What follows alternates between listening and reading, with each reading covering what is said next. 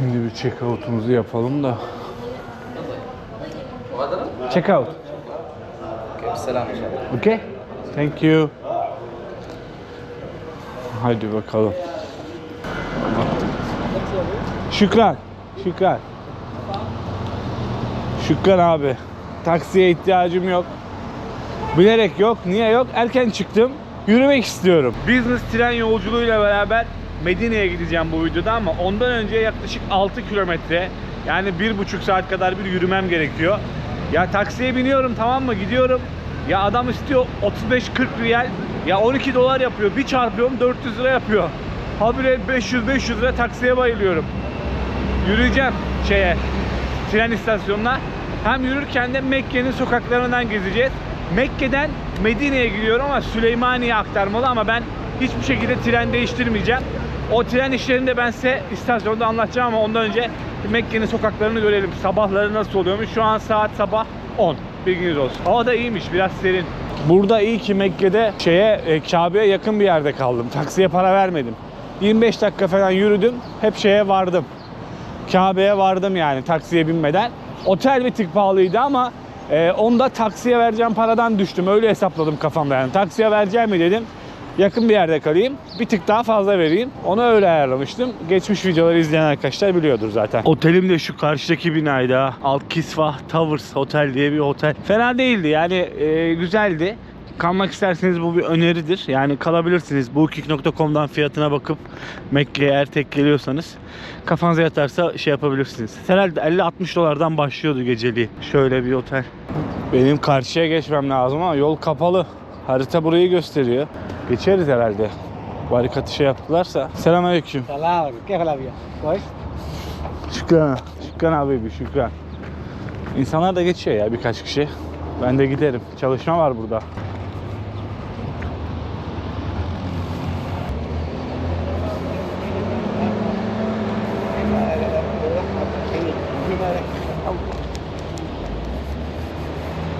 Amacım böyle trene binmeden size Kabe'den böyle uzaklaştıkça evler nasıl oluyor, sokaklar, ara sokaklar nasıl oluyor, onları da böyle kısa da olsa göstermek. Tabii yaptığım akıl kârı bir iş mi değil. Bu sıcakta 1,5 saat yürümek gerçekten normal bir davranış değil. 500 liradan kaçıyoruz.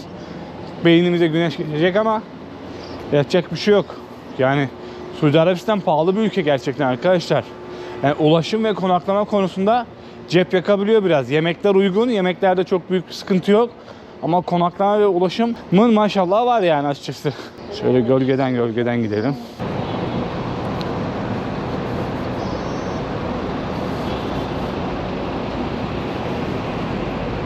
Arabalar da ortalama böyle ha Mekke'de. İşte Toyota'sı, Renault'su, Nissan'ı falan var böyle. Çok eski arabalar yani, değil böyle yeni kasalar değil birçoğu.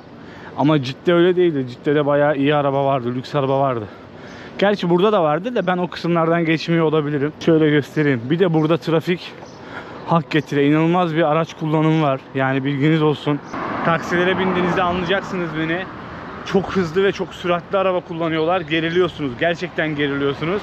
Bir de gerildiğinizi anlayıp diyorlar. Korkma. İşte ben 30 yıllık şoförüm. Ben 40 yıllık şoförüm. Tamam da ben arabana ilk defa biniyorum senin. Ben ne bileyim sen 30 yıllık 40 yıllık şoförsün. Kaza geliyorum demez. İstersen 200 senelik şoför ol. Yani bir tane adamın yanlış bir hareketinde tak gitti yani. Buraya gelenler ne demek istediğimi anlamıştır. Gerçekten araç konusunda inanılmazlar. Evler de hep aslında şunlar aslında birçoğu otel gibi büyük binaların. Ama böyle 2 katlı 3 katlılar. Yaşadıkları yerler herhalde. Bak şu karşıdakiler. Şu mesela sanırım bir işhanı ya da otel. Şu kesinlikle. Şurada bir tane daha aynı o tarz büyüklükte bir bina var. Gerçi bu da otel herhalde. Hepsinin perdesi aynı. Hep şu 2 katlı 3 katlı evlerde yaşıyorlar. Duymuşsunuzdur. Suudi Arabistan turizme önem veriyor ya. Bu çizgi şeklinde bir şehir yapmaya inşa edecekler artık bunlar. Onu dünya gündemine tanıtmıştı Prens. Bu adı da sanırım The Line'dı. Abi inanılmaz büyük bir şey inşa edecekler ya. Bir tane şehir kuracaklar resmen. 170 kilometre uzunluğundaydı. İşte yer böyle yüksekliği 500 metreye kadar çıkacaktı. İnanılmaz bir görsel tanıtmışlardı. Hatırlıyorum onu. Sahil boyunca hem de böyle. Bir tarafı çöllere erişecekti. Bir tarafı sahile erişecekti. Böyle hep aynalı bir şehir. Yani sağa sola aynalı dikey bir şehir kuracaklar ya. Öyle 2030 yılına kadar da tamamlamayı hedefliyorlar. 2030 yılından önce bitecekmiş herhalde. İçerisinde 1,5 milyon insanın yaşaması planlanıyor. Ya proje böyle son halini aldığında 9 milyonluk bir nüfusu barındırmayı hedefliyormuş. Garip bir şehir. Şu an siz görselleri görüyorsunuz zaten. Bir de şöyle bir şey vardı o projede. Otomobil yer almayacak o projenin içerisinde. Ama tabii şehrin bir ucuna 20 dakikanızda böyle 20 dakika yakın bir sürede ulaşmanızı sağlayacak bir hızlı tren yapacaklarmış. Öyle bir treni de o şehir bünyesinde bulunduracak. Yani her şey olacakmış o şehirde. 170 kilometre uzunluğunda bir şehir kuracaklarmış. Ya artık turistik için bayağı adımlar atılıyor. Çok artık absürt projeler deniliyor burada. İnsanların yaşayacağı yerler falan farklı yerler yapılıyor. Turist de gelsin istiyorlar. İlginç bir hal almaya başlıyor Arabistan, Suudi Arabistan. Yani ilginç projeleri var şu anki prensin. Benim de yolum var tabii. İnsanlar geç saatlere kadar oturuyor. Sanırım öğlenleri de böyle biraz geç uyanıyorlar herhalde. Sokaklara çıkmıyorlar doğal olarak Arabistan'da sıcak olduğu için. Ama akşam 4'ten 5'ten sonra gece 2'ye 3'e kadar Mekke sokakları çok hareketliydi. Cidde de aynı şekildeydi. Bayağı kalabalıktı yani ama gündüz bu sıcakta herkes evinde herhalde yatıyor, dinleniyor, istirahat ediyor. Doğal olarak normal yani. Şu mavi arabaları da çok görürsünüz burada. Toyota ve Kia, ikisi de yeşilimsi mavimsi var ya, taksi bunlar hep. Şehrin taksisi herhalde. Taksimetreyle ilerliyor onlar yanlış anlamadıysam. Bak şurada da bir tane var. Özellikle Kabe'nin etrafında çok var. Bak bu bina daha dikiliyor şuraya. Hep 2 katlı 3 katlı dediğim gibi ya. O büyük binaların birçoğu otel.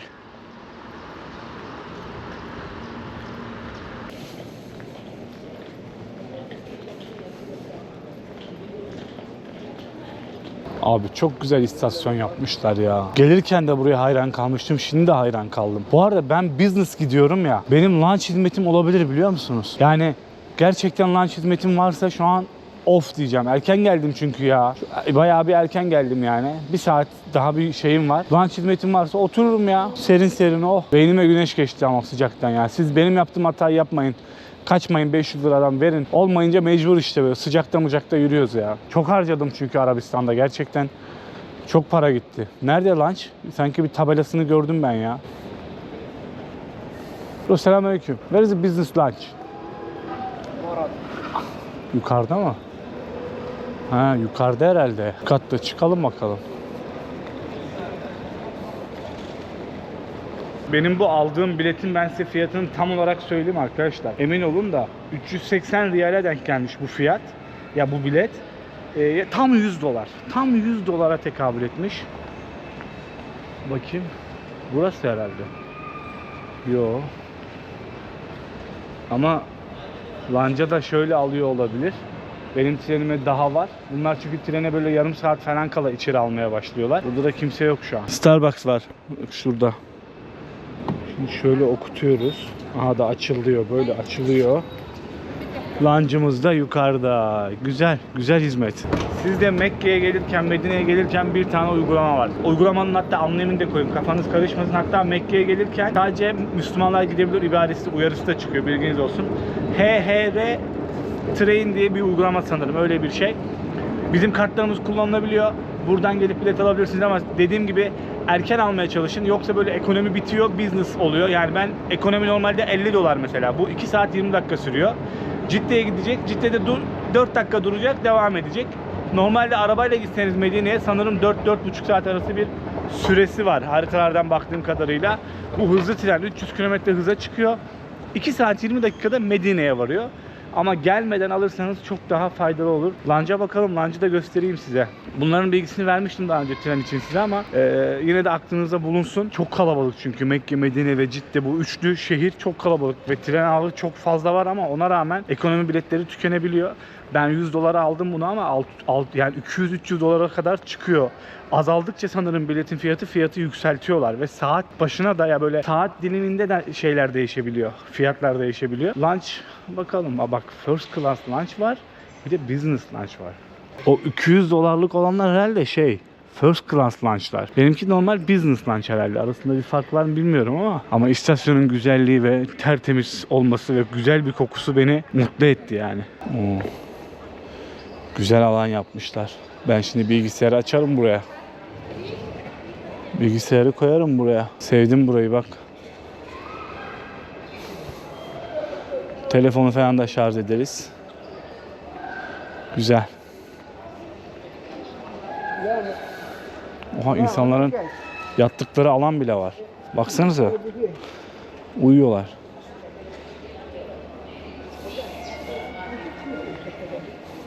Oo. Şimdi gençler size çok güzel bir tavsiye veriyorum. İyi izleyin şimdi, tamam mı? Şöyle bir kaleme ihtiyacınız var. Benim kalemim şeyi kırıldı ama şunu atmamıştım. Yani burada Cidde'ye ilk geldiğim gün kırıldı. Bak şimdi. Bazı ülkelerde prizler böyle olabiliyor, tamam mı? Mesela bunu böyle soktuğunuzda girmiyor. Bak, girmiyor, görüyor musun? Şey yapmıyor. Bunun bir taktiği var. Şuradaki şu var ya, şurada bir hep bir şey olur.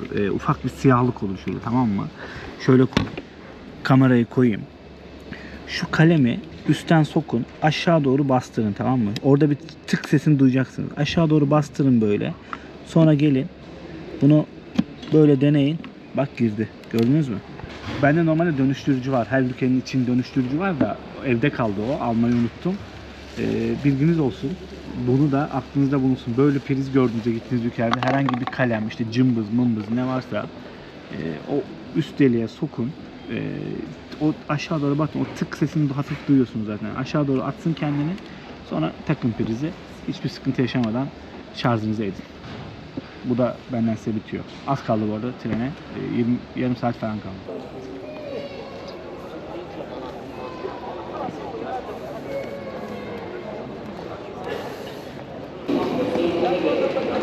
Herhalde diğer kapı. Kapı açıldı şimdi. Abi çok sistematik ilerliyorlar. Tebrik ediyorum ya. Gerçekten. Dakikalık ilerliyor. Dakik ilerliyorlar böyle. İnsan yani hiç bilmeyen bir adam bile gelse burada yabancılık çekmez trene binerken falan. Her şey her yerde yazıyor. Bir de yönlendiriyorlar. Telefondaki mailinize gelen o şey de yeterli. Bilet de yeterli. Kare kod okutup geçiyorsunuz.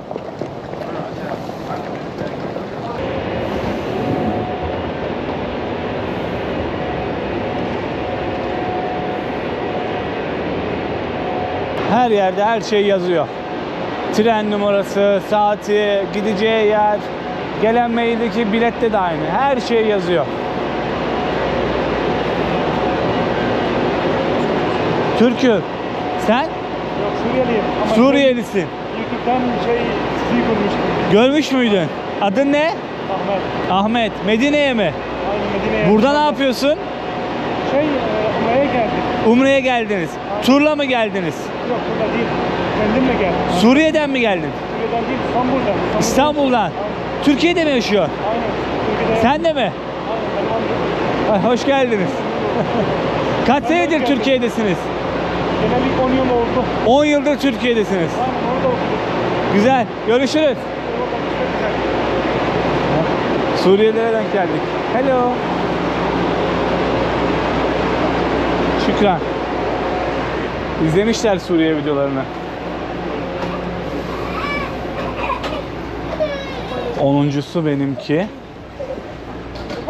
7, 8, 9, 10 nerede?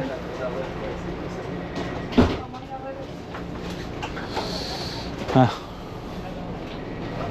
Ana şura masalı olanmış. Aynen. Burası koltuğum. Şurası da tren vagonunun içi. Şöyle masamız var. Güzel. 2 saat 20 dakika sürüyormuş bu tren. Normalde dediğim gibi arabayla gitsen o süre 4 saat, 4,5 saat falan. Hızlı tren olduğu için sıkıntı, problem yok. 2 saat 20 dakikaya varacağız. Kaç senedeyim? Heh, bura. Where are you from? Marok. Morocco. Morocco. Türkiye. Morocco. Marrakeş. Casablanca. Marrakesh, Casablanca, Agadir, Tanger. You from? Casablanca from? Tanger. Tanji. Tanji. Tanger. Surfing. Surf bölgesi. Tanji. Business olduğu için birinci vagon yazıyor zaten bak. Mekke, Mekke'den diyor Cidde'ye uğrayacağım diyor.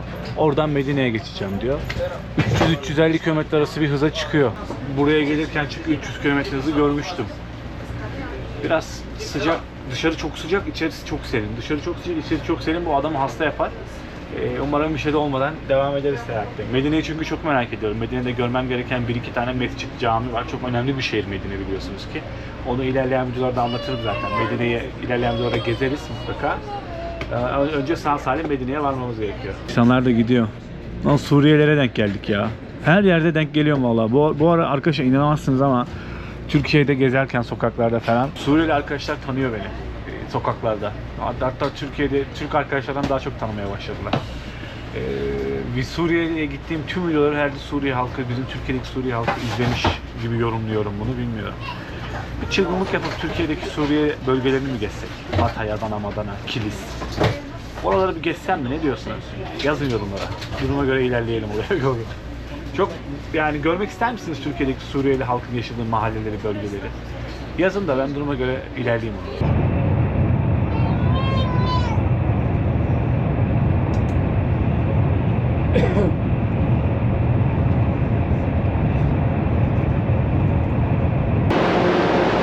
Geldim arkadaşlar.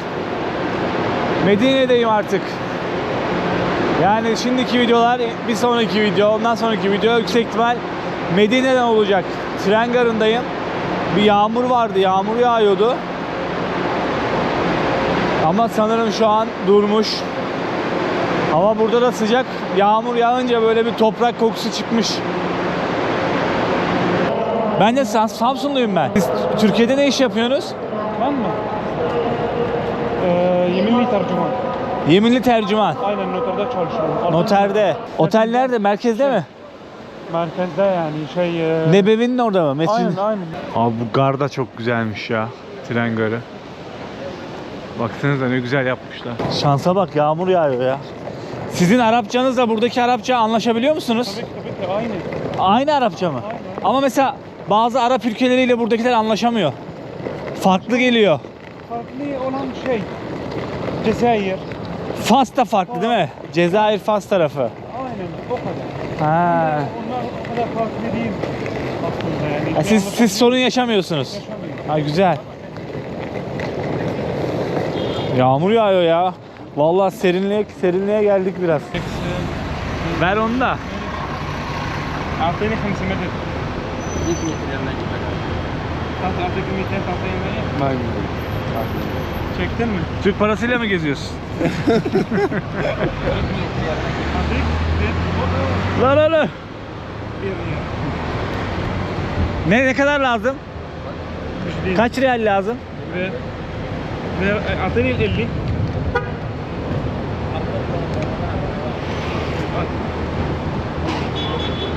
Çok memnun oldum arkadaşlar.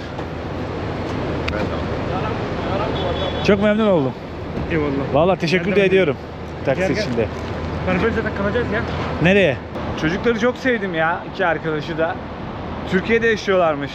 11 yıl olmuş, hatta Yıldız Teknik Üniversitesi'nde okumuş bir tanesi. Makine mühendisiymiş. Buraya gelmişler, ona da Umre'ye gelmişler. Taksiye geçeceğiz bir de merkeze. Beraber geçelim istersen dediler. Dedim olur tabii. Sağ olsunlar, para da almadılar taksi için, ödetmediler bana. Dedim beraber ödeyelim bari. Kabul etmediler. Teşekkür ediyorum çocuklara. Neyse, Medine'deyim arkadaşlar. Geldim sağ salim. Şöyle göstereyim size. Oteller var burada. Şöyle oteller var. Business tren yolculuğunu gördük. Çok böyle yağmur yağıyordu ama durdu bir anda. Keşke azıcık daha devam etseydi. Biraz daha ferahlardı her yer. Serinlerdi en azından. Neyse, sağlık olsun. Medine Mekke'ye göre bir tık daha havası iyi ama sanki. Biraz daha serin. Biraz daha dağlık bir kısımda kalıyor ya. Videoyu beğenirseniz sevinirim. Yorum atarsanız mutlu olurum. Şimdi ben biraz ekipmanı falan şarj edeceğim. Sonra Medine'yi gezmeye başlayacağım ama siz onları bir sonraki videoda izleyeceksiniz. Kamerayı kapatmıyorum. Açıyorum, çekiyorum. Açıyorum, çekiyorum bir şeyler. Ara ara kapatıyorum sadece. Hoşça kalın. Kendinize iyi bakın. Belki o iki Suriyeli arkadaş da benimle beraber olacak zaten. Onlarla da gezebiliriz. Yanlarımda olabilirler. Bize gelelim dediler. Beraber gezelim dediler. Ya dedim ben sizin işinizi alıkoymayayım. Ben planım, projemi yaptım zaten. Yok işimiz dediler. Biz sen tercümanlık da yaparız dediler. Dedim olur, gidelim beraber. Beraber gezeceğiz Medine'yi. Öyle görünüyor. Birkaç yeri herhalde. Onun bir sonraki videoda bakarız. Şöyle otellerin etrafından size güle güle diyorum arkadaşlar. Tam merkez burası. Her yere otel dikmişler ya. Her yer otel. Hadi görüşürüz. Dikkat edin kendinize.